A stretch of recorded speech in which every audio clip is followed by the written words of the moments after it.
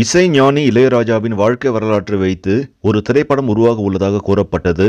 அருண் மாதேஸ்வரன் இயக்கும் இப்படத்தில் இளையராஜாவாக தனுஷ் நடிக்கிறப்பதாக சில மாதங்களுக்கு முன்பு அறிவிப்பு வெளியானது.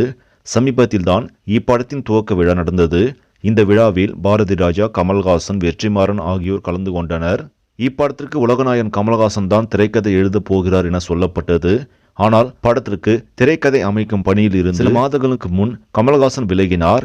இருப்பினும் தனுஷ் குபேரா படத்தில் நடித்து முடித்துவிட்டு இளையராஜா படத்தில் நடிப்பார் என சொல்லப்பட்டது. ஆனால் அதன் பின் இப்படம் குறித்த எந்த ஒரு தகவலும் வெளிவராமல் இருந்தது.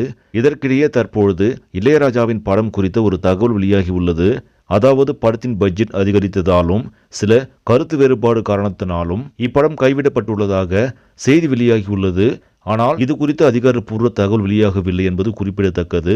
பொறுத்திருந்து பார்ப்போம். இசைஞானி இளையராஜாவின் வாழ்க்கை வரலாற்று படம் உருவாகுமா இல்லையே என்று.